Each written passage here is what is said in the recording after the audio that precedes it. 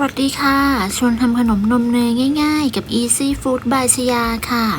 คลิปนี้มาชวนทำเค้กไข่ลูกเกดค่ะสูตรเค้กไข่ไต้หวันเนื้อนุ่มเด้งใส่ลูกเกดด้านในหอมอร่อยทานเพลินมากๆเลยค่ะไปดูวิธีทำกันเลยค่ะ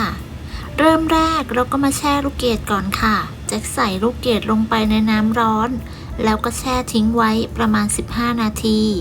เมื่อครบ15นาทีจะก็นำไปเทน้ำออกแล้วก็พักไว้ให้เสด็จน้ำค่ะขั้นตอนต่อไปเรามาแยกไข่ค่ะจะใช้เป็นไข่ไก่เบอร์2จำนวน6ฟองแยกไข่แดงและไข่ขาวออกจากกันค่ะโดยระวังอย่าให้มีไข่แดงติดไปในไข่ขาวและควรใช้ไข่สดใหม่เนื่องจากสูตรนี้จะมีปริมาณไข่เยอะค่ะหากไข่ไม่สดใหม่อาจทำให้เค้กของเรามีกลิ่นคาวได้ค่ะต่อไปให้นำน้ำมันอุ่นไปเทใส่ในภาชนะที่เราจะผสมจากนั้นร่อนแป้งเค้กและแป้งข้าวโพดลงไป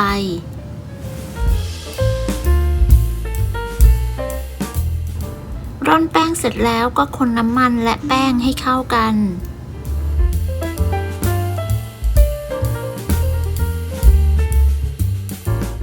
เมื่อคนเข้ากันดีก็ใส่นมสดลงไปค่ะจะใช้เป็นนมสดรสจืดนะคะใช้ยี่ห้อไหนก็ได้ค่ะจากนั้นก็คนให้เข้ากันค่ะเมื่อคนเข้ากันดีแล้วต่อไปจะใส่เกลือลงไปตามด้วยไข่แดงจำนวน3ฟองจากนั้นก็ใช้ไม้พายคนส่วนผสมให้เข้ากันค่ะคนส่วนผสมให้เข้ากันแล้วก็ใส่ไข่ที่เหลือลงไปค่ะ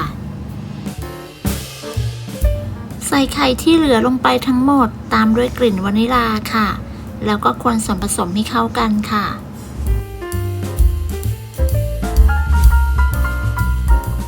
เมื่อคนเข้ากันดีแล้วก็พักส่วนนี้ไว้ก่อนค่ะ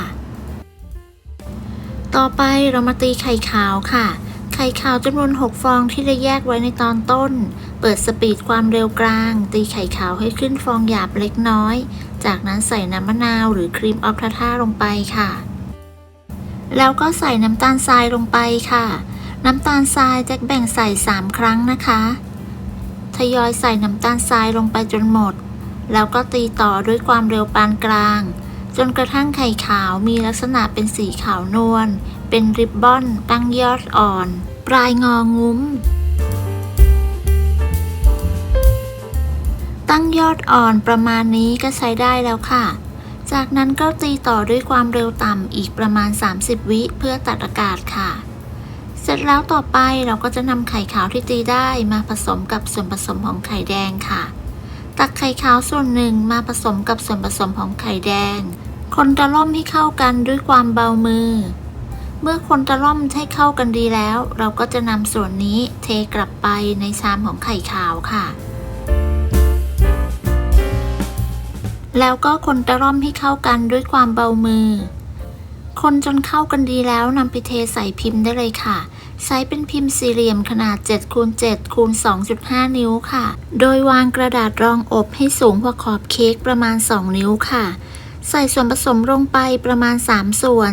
จากนั้นโรยด้วยลูกเกดที่เราแช่ไว้และพักจนเสด็จน้ำแล้ว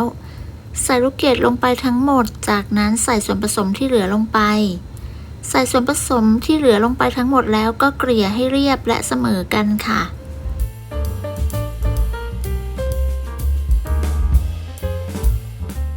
อย่าลืมเคาะเบาๆเพื่อไล่อากาศก่อนนำเข้าอบด้วยนะคะเราจะอบด้วยวิธีรองน้ำค่ะ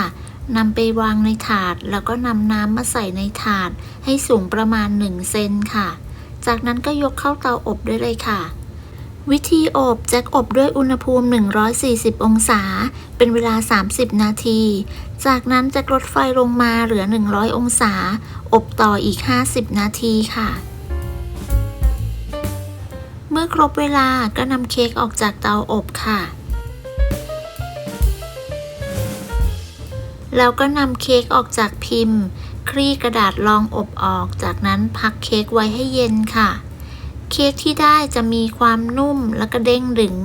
หอมมากๆเลยค่ะเค้กมีความนุ่มและก็เด้งแบบนี้เลยค่ะ พักไว้ให้เย็นแล้วก็นำไปตัดแบ่งรับประทานได้เลยค่ะ หรือใครจะตัดตอนที่เขายังอุ่นๆก็อร่อยเหมือนกันค่ะ เค้กไข่ไต้หวันไส้ลูกเกดสูตรนี้เนื้อนุ่มหอมอร่อย แล้วก็ทำง่ายมากๆเลยค่ะ จะทำทานเองหรือจะทำเป็นอาชีพเพื่อสร้างรายได้